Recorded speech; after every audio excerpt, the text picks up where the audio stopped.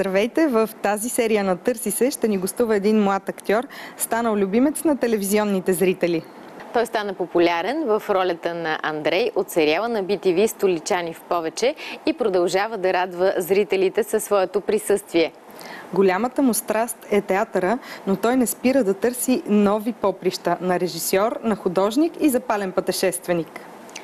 Той е изгряваща звезда в трупата на Народния театър и за таланта си е получил 2 номинации за наградите Аскер. Приятно ни е вече да поканим в студиото ни един млад и успяващ актьор Иван Юруков. Здравей, Иван! Много ни е приятно, че си при нас. Много ми е драго, заповядай. Добре дошъл сред нас. Ти стана наистина любимец на телевизионните зрители с ролята си в "Столичани в повече". Сега телевизията или театър? Кое е приоритет? Те върват паралелно. Приоритет може да се каже, че е театър, защото театър е по-сложно от изпълнението в телевизията.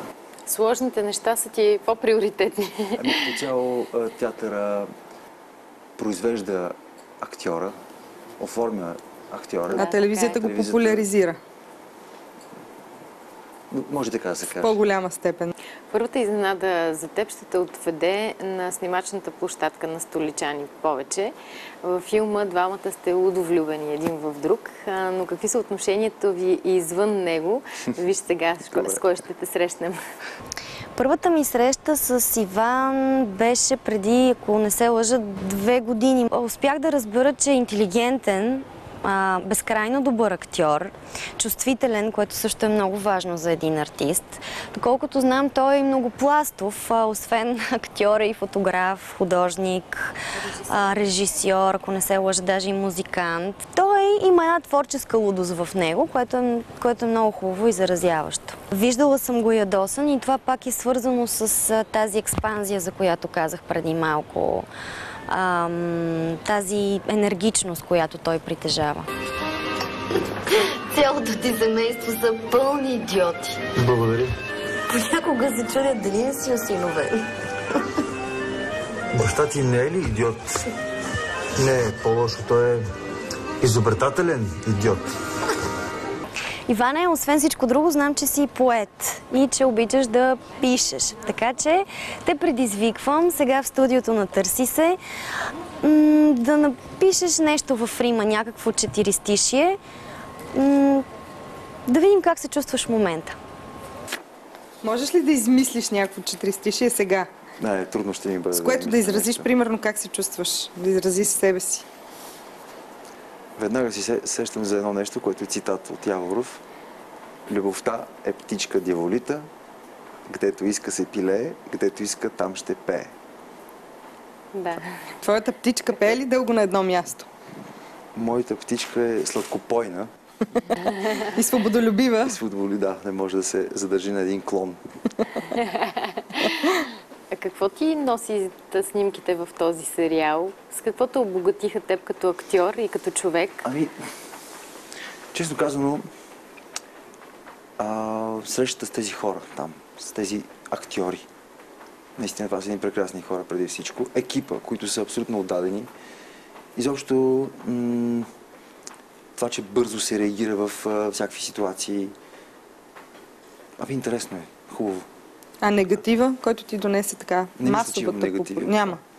Бягаш ли от тази масова популярност, от непрекъснатата експлоатация на актьора? Понякога се чувствам неудобно в някакви ситуации, когато се налага да обръщам внимание на хора, които така ме посрещат с радост, а в този момент на мен не ми се занимава с това. Да. Но не мога да кажа, че това е негативно. По-скоро е част от професията и трябва да си приема като такова. Вие много добре го знаете. Да, така е факт. Експанзивен си, така те усетила Вили.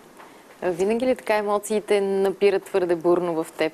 Опитвам се да ги контролирам, но в процеса на работа винаги се случва, че така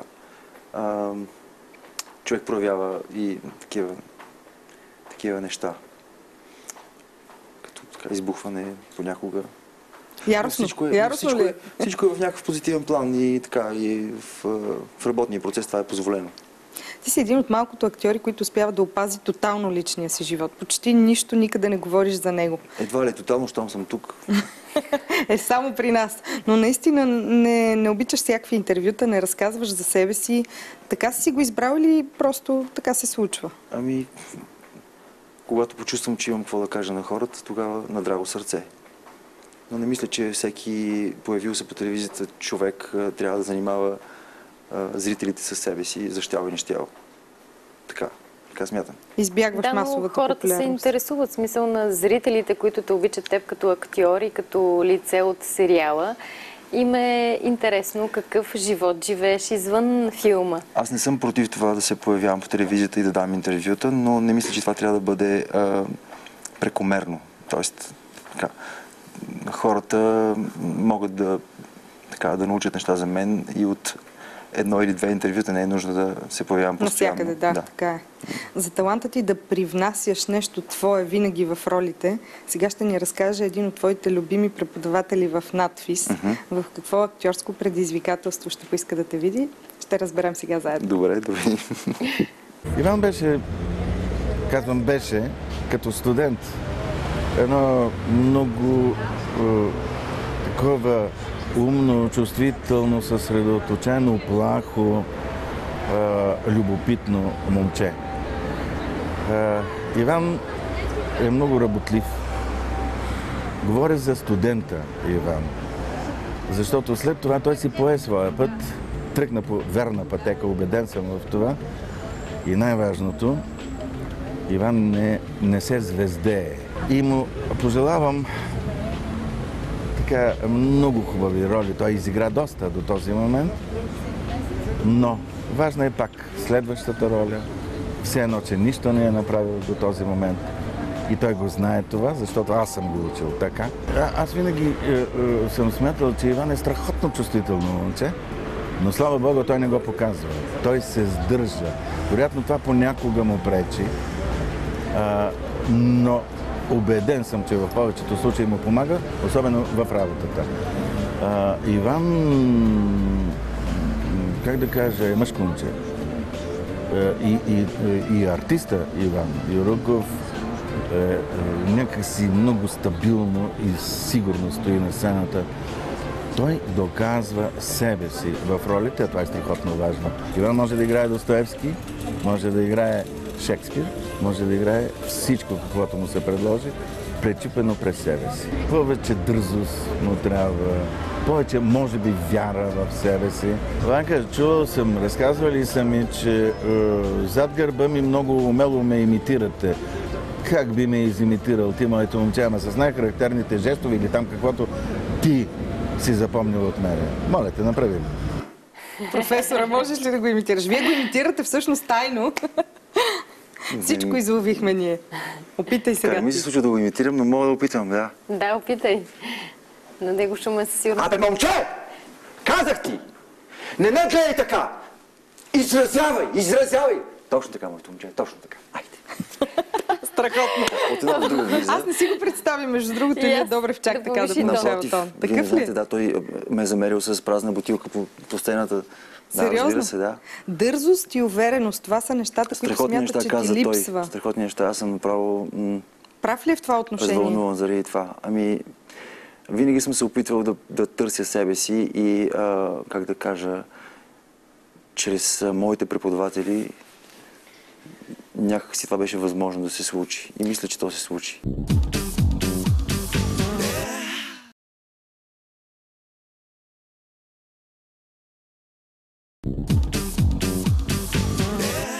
Кога ти липсва увереност? Когато нещо е ново за теб, когато ти самия не си убеден в него? Ами, аз обичам неизвестността и като цяло умишлено отивам в неизвестното. Пак поради същата причина да открия себе си и там понякога се случва да се чувствам неуверен. Но не мога да кажа, че губя контрол или се чувствам изгубен. Неуверен не означава да си изгубен.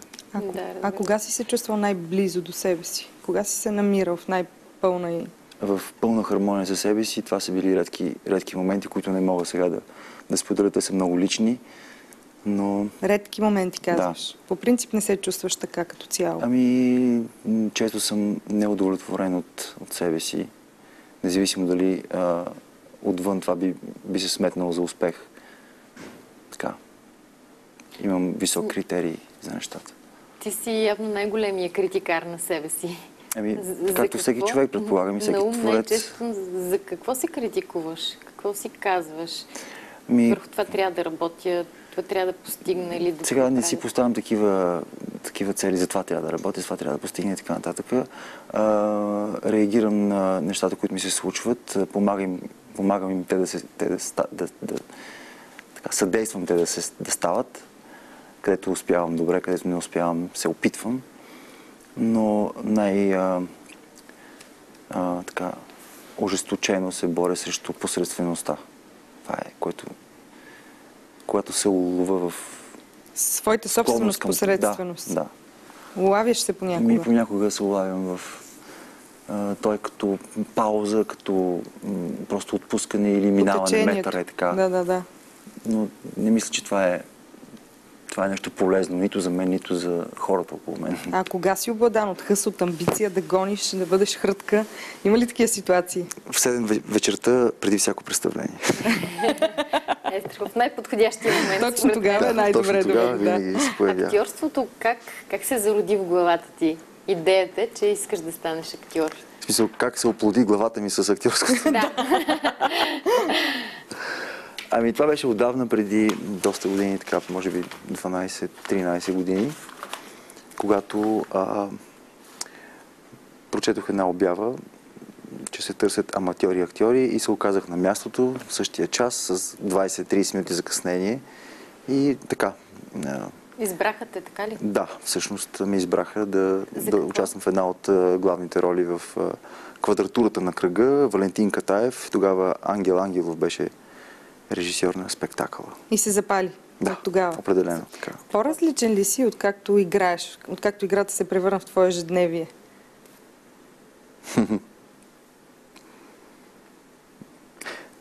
Да, задал съм си този въпрос много често.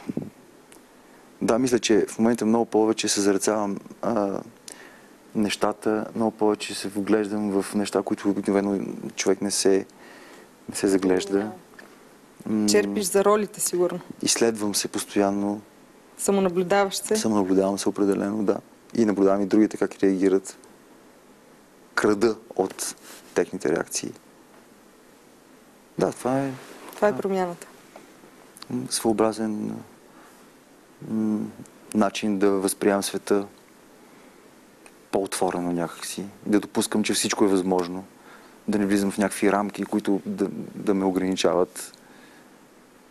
Гледаш да бягаш от рамката винаги сякаш. И в любовта каза, че си свободна птичка.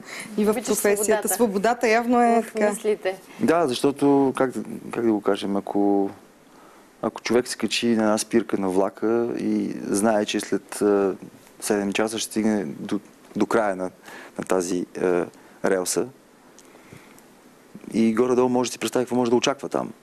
Ако обаче търси така неизвестни неща, трябва да дерейлира, да скочи винаги по пътя има изненади, никой не знае къде ще е следващата спирка. По принцип, да, но как да кажа, там, където не е прокаран път, се налага сам да стъпваш и така, пътят в общи линии е трънлив. Плаши? Напротив, това казах, че ми е предизвикателно. За теб е предизвикателство? Да. Има опасност, но това е част от риска. Да поемеш собствения си живот. Пътя. Оставаме сега в Театралната академия за среща с един млад актьор, с който сте близки още от студентските ви години.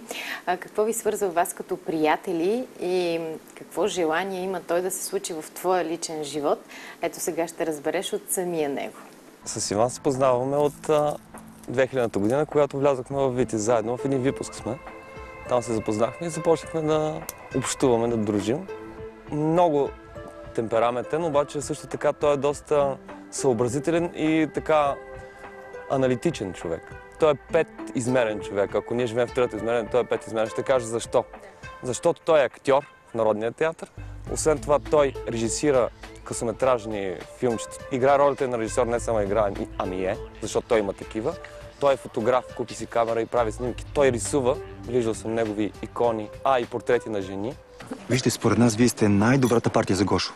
Така ли мислите? Ето това е нашия подарък за вас. Това съм аз?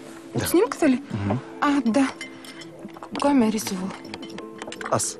Вие сте ме нарисували мен. Ако никой не е правил такова нещо за мен, много сте ми, благодаря ви.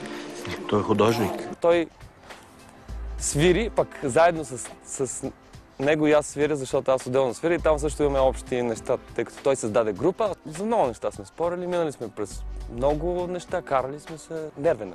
Той е нервен в някакви определени. Майката му е горещо е нервен. Колкото знам, на Иван като е много жега и той става нещо нервен. Не понася жегата. Доста влюбчив човек, защото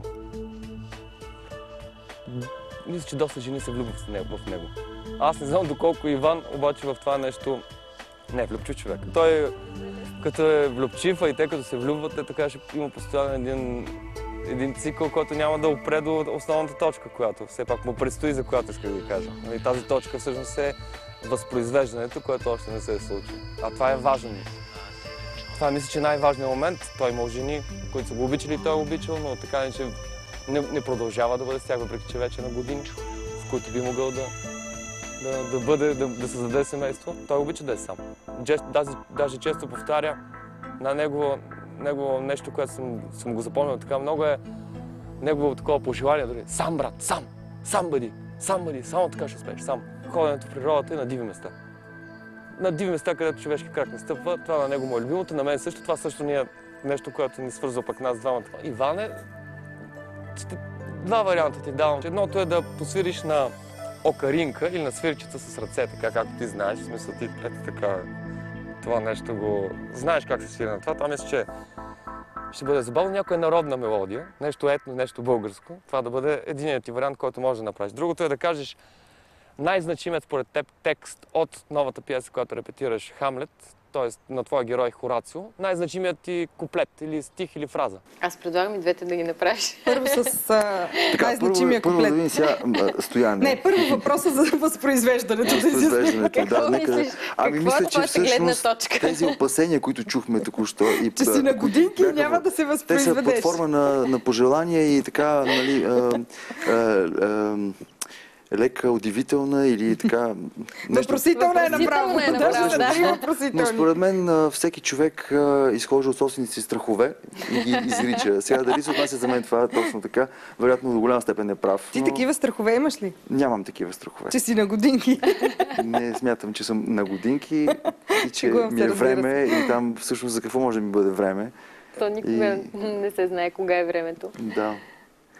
Добре, дай текста от Хамлет. Най-значимото четиристишие куплет, това, което за тебе е най-значимо, което тебе те е докоснало. Това е сламката, която дразни окото на ума. Както в Рим, малко преди да падне Юлий Цезар, от гроба на излезли мъртъвци и гъгнели по римските площади. Но тихо вижте его, той се връща. Аз ще го спра, дори да ме срази. Страхотно, влизаш в роля веднага. А сега да посвириш на какво? На окарина. На окаринка. На окаринка. Защото може да свири на украинка, но по-добре. Не предполагам, че за теб на украинка е по-добре.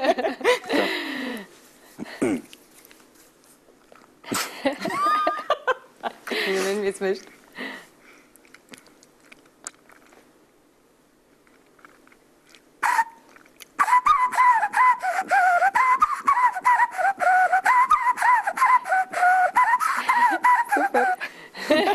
Браво, страхотно! Откъде идва тази закачка с окарината? От някакво представление ли? Питате ме за неща, които... Не си спомняш. Ти си на години, как да ги помниш? Ти си на години, човече.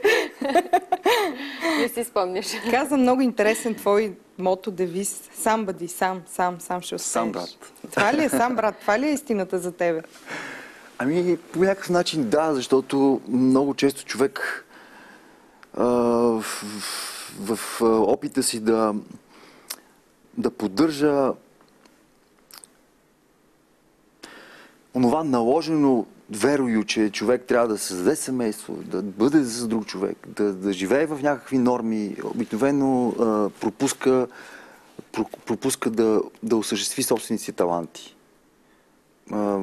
Ама егото ли е най-важно в живота? Собственият талант? Това е свързано с егото, но не е основното нещо. По-скоро човек трябва да бъде как да кажа, сам да осъзнае кой е, за какво е тук, собствения си смисъл и да възпита детето в себе си най-напред. И чак тогава да допусне, че е способен той самия да възпитава друго дете. Човек трябва да бъде много зрял. Ти не се чувстваш готов? Ти не се чувстваш по този начин. Това е въпрос уловка в вашия в момента. Не, че не се чувствам готов. Аз ви отговорих. Опитвам се аз самия да разбера кой съм, къде съм и какво мога да дам от тук нататък. А защо мислиш, че няма да ти бъде по-лесно чрез детето да откриеш кой си и къде си? Това би било едно така недостойно извинение. Защо чрез недостойно? Детето, значи, дали това дете ще ме направи мен, какво да ме направи? Да ме направи по-разумен, по-добър. Да откриеш някакви неща в себе си, определено ще ме промени, предполагам, че ще ме промени, но не мога да кажа, че то ще ме определи. То ще ме, заради него ще се... че то може да ме провали в лоша насока. Изведнъж трябва да се съобразявам с това, че имам дете. Стига, това е толкова страшно. Не, наистина. В смисъл, в същата сила го казвам като обратния вариант. Не, според мен, като имаш дете, ще мислиш по съвсем различен начин. Вероятно е така, но за сега... А кога най-много си имал нужда да не бъдеш сам? Изпитвал ли си такива моменти, в които самотата ти е пречила и те е потискала и ти е засядала на гърлото? Често пъти, да. Случвало се. Като казвам сам, нямам предвид да бъдеш физически сам. Да, точно да се слушаш в собствените си, така, в твоята лична интуиция, а да се възпитава интуицията, т.е. да се възпитава интуицията е необходимо да се отговаря на въпроса защо.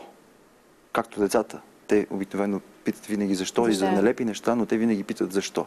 И когато и ние започнем приоритетният въпрос да бъде защо, а не колко или как или тези неща. А защо? Защо? Дори към себе си. Защо това? Защо съм аз? Защо тези неща? Защо искам да направя това? И тогава някакси отговорите сами идват. Така ми се струва. Рисуваш икони, каза Стоян. Много ли имаш нарисувани от теб самия? Колко искате да кажете? Не знам колко са. Рисувал съм доста икони. Напоследък, последната една година не съм рисувал икони. Последната икона беше преди миналото лято. Света Петка. Това беше така.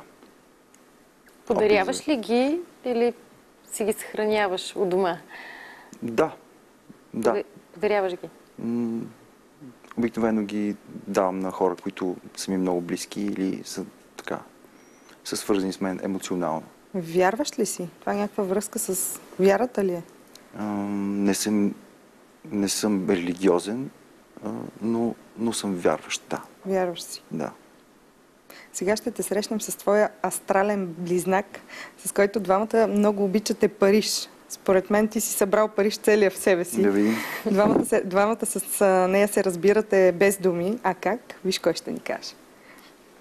Видях го за първи път на сцена и си казах, това момче е невероятно. Много добре играе, много ми хареса, браво.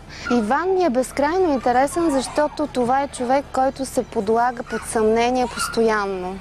Той е контрастен, умее да си поставя предизвикателства. Обожавам умението му да пътува. Да пътува географски, да пътува в главата си, да бъде сам и същевременно да бъде с другите. Когато той се чувства неуверен, като цяло се осамотява.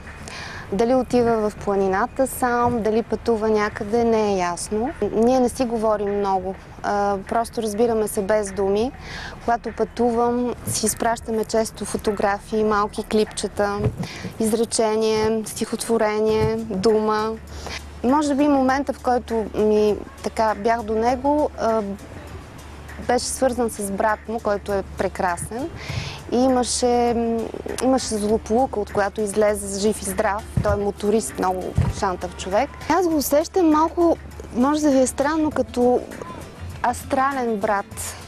Той ми е загадъчен, но същевременно го познавам от първи момент, когато го видях. Не смесва, може би, личния си живот с професионалния. Обича да е сам.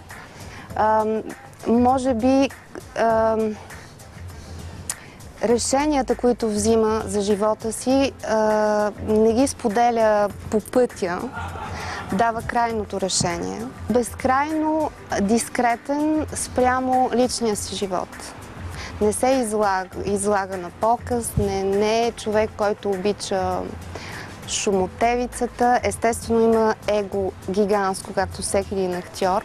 Човекът, който ще бъде според мен до него, е жена муза. Жена, която го вдъхновява. Ако я намери, той ще е най-прекрасният съпруг, приятел, баща. Той по принцип е лидер, той е мотор, водещ човек, голям провокатор, изключителен провокатор, може да замеси безумна история, в която всички ние влизаме, следваме, а той изведнъж изчезва и излиза сух от водата, което е чарен. Понякога ме е ядосвал, защото има тенденция да дудне, поне специално на мен да ми дудне и да размахва пръстче. Bonjour Yvon, comment ça va? J'ai une question à te poser. Si toi, tu vas aller au lac Baïkal, est-ce que tu vas me prendre avec toi? Est-ce que je pourrais t'accompagner? Qui va venir avec toi, Yvon, au Baïkal? Et combien de temps tu vas y rester? Bisous! Иване, едно предизвикателство не е достатъчно. Второто за теб е, моля те, изпей моята любима народна песен от твоят край. Краят на пиперките, лютивите пиперки. Първо преведи изречението, Иво. Благодаря ти, сестро. Ивон. Ивон е Иван. Иван, да. Преведи цялото изречение, предизвикателството и какво те кара. Предизвикателството, така, това е един наш код. Ние сега ще го разшифроваме. Който вие няма да разберете сега. Езерото Байкал нещо е намесено. Езерото Байкал, да. Въпросът беше кога ще отида, кога възнамерявам да отида в Байкал и кого ще взема със себе си. Но в смисъл, в който тя ме пита, определено не буквалния. Не би искал никого да отида там. Да. Защо? Там, човек там отива сам и евентуално сам решава дали да се върне. Може и да не се върне. Значи, това е свързано с една пиеса, която ние играем в Народния театър. Тя се казва "Лов на диви патици", където всъщност автора на пиесата отива на лов в Байкал и не се връща. Нали? Там намира смъртта си. Но въпросът е, че всичко е така знаково и по-скоро е като опит човек да намери себе си, да отиде да си справи срещу своя страх и да реши дали да се върне или да остане там вечно. Ти натам тръгвал ли си някога?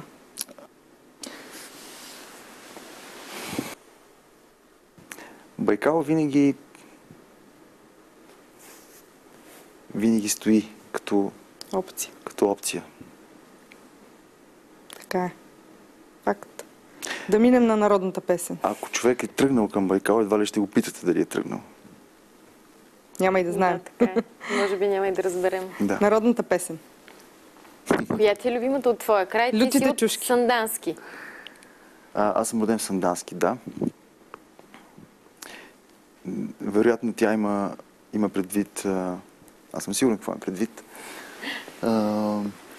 За една девойка, която толкова била влюбена в един момък, мъж по-скоро, защото той се оказва в последствие, че е женен и че има дори деца. А тя е готова дори да се превърне в чума. Да. Запея. Много хубава песен е това. Не мисля, че сега трябва да... Не можеш или не искаш? Не искам сега да пея. Просто разказах сюжета да се сетим до коя песен става въпрос. Провокатор си голям, каза Глика. В пускаш ги в някакви идеи и после теб те няма. Димата няма. Това номер в живота ли ти е? Не, научих се в последствие, че това работи много добре и пък става забавно за всички, и за мен, и за тези, които са провокирани. А пък те стъпват доброволно в това, така че...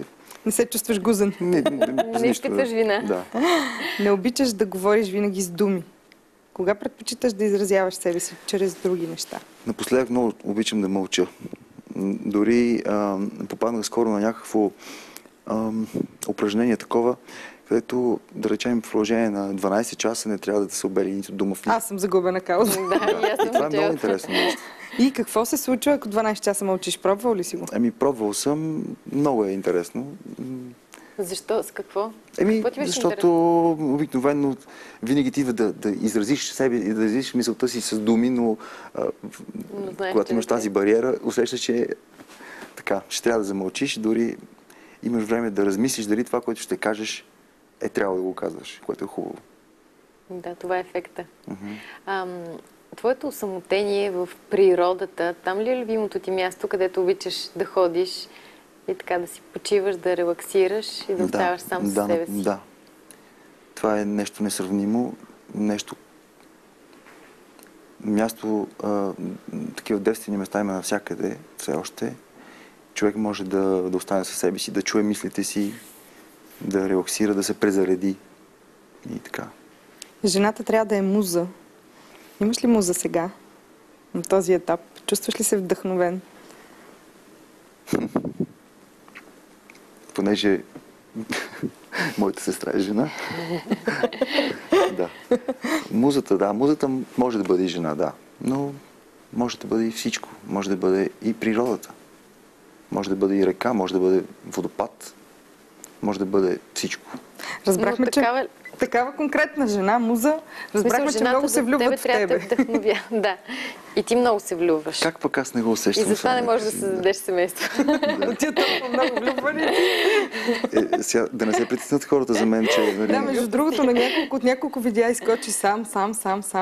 Според мен сега хората ще се притеснат. Най-добре да кажеш, че не си сам, за да се успокоят всички. Не, ще продължа да поддържам на... любопитството към самотата ти. Да.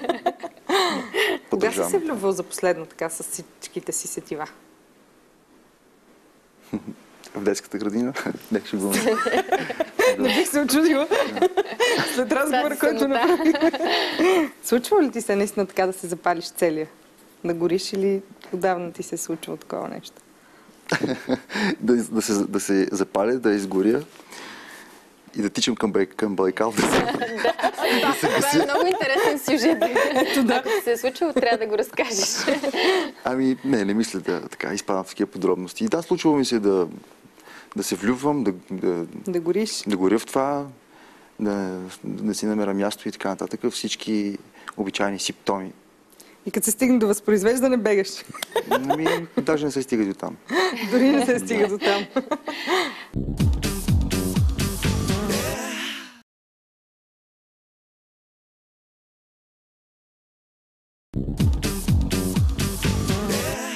Усмихнат човек, така те определя един твой колега от Народния театър, с който в последствие от работата си ставате и много близки приятели.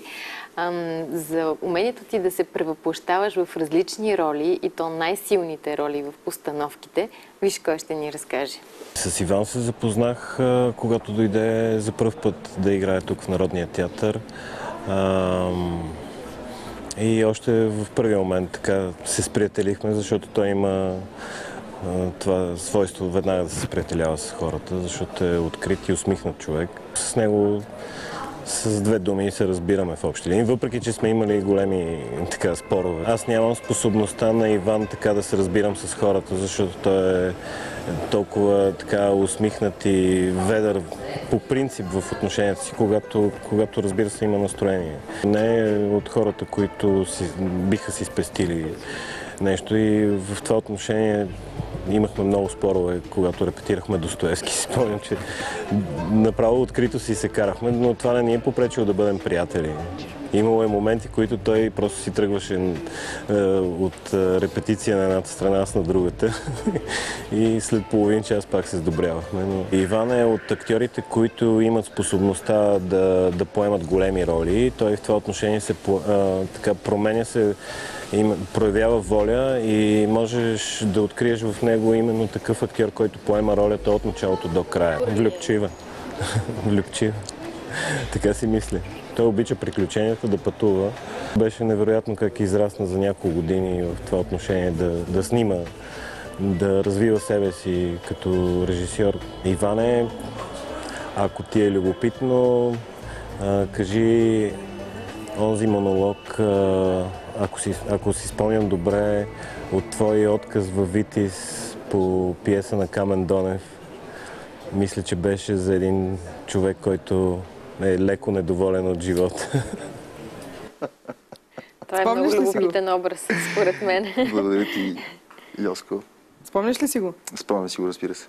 Ще ни го изиграеш ли? Малка част от него. Разбира се. Благодаря.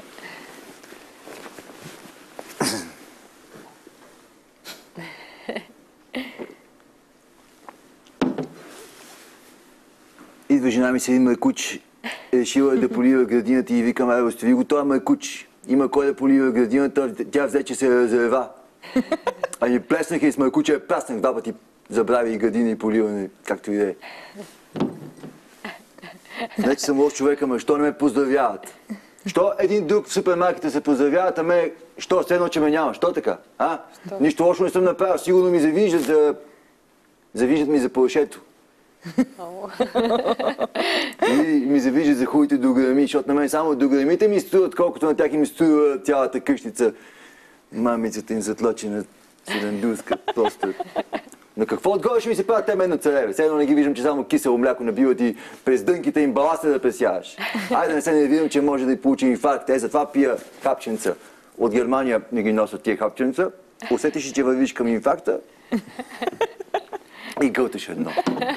Браво, страхотно си пренесен там директно. Аз ще върна на Аглика на нещо, което обаче тя каза за егото, голямото его. Ти опитваш ли да се бориш с него, да го овладяваш, да го потискаш? Частно си любимата тема. Център на света, нали? Не, това е... Аз съм си любимата тема, е добре. Това е част от... Има после от мене. Чурих се как да го кажа и дали да го кажа. Оскар Уайлд казва, да обичаш себе си означава да си влюбен цял живот. Живот, точно така, да. И той е щастливо влюбен. Така. Може би другите имат проблеми с твоето его. Пак на Аглика те връщам за този период, в който брат е имал проблеми. Той има турджия. Да, брат ми... Той по-малък е от тебе, брат. По-малък е с 2 години, но иначе е така, по-едър от мене. Спасявал ли си го от такива негови катастрофи често? Брат ми е много краен човек, независимо, че изглежда спокоен и така уравновесен, но той е много краен. И поради това и така се случи с него един инцидент, падна с много висока скорост. За щастие се измъкна невредим, като казвам невредим, имам предвид... Нищо му няма. Абсолютно нищо. Това беше очудващо дори за докторите, които... Близки ли сте двамата? Така, много сме близки. Впрочем, това беше точно периода, когато рисувах онази икона Света Петка. Той дойде с мотора си, показах му я и това се случи 2 часа по-късно. 2 часа след като иде иконата. Намираш ли някаква връзка? Опитваш ли се да... Това за мен беше много силен, силно емоционално преживяване беше. И смятам, че в това събитие... Тя го е закрилила по някакъв начин? Не знам, там се случиха неща, които така бяха необясними. И мисля, че всеки от нас си прочита собствените знаци, т.е. които е получил. Мисля, че това беше специално за него. Знак. Така, знак. Той разчете ли го? Слава Богу, да. Продава си мотора. Да, това е. Беше да кажа, кара ли още мотор? Да, продава го сега, така че да. С колегите ти от театъра, можеш ли да кажеш, че си приятел? В смисъл, видяхме Йосиф Шамли. Важно ли е за теб да си приятел с хората, с които работиш? Да ти е приятно? В професията по-важното е да имаш честно отношение към другия човек. Приятелството идва после и то обикновено е по-стабилно. По-стабилно, да. Мисъл. Но като цяло, както във всяка една професия, хората са събрани заедно поради едно и също нещо, една и съща идея и така.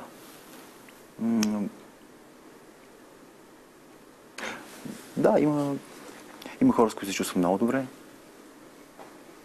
Има ли роля, за която мечтаеш? Това е много тривиален въпрос, но в същото време пък показва на къде си се устремил като актьор. Има ли нещо, за което купнееш да изиграеш? До този момент всичко, което си мечтая да играя, ми се случва. Сега ми се случва. Сега в момента? Да.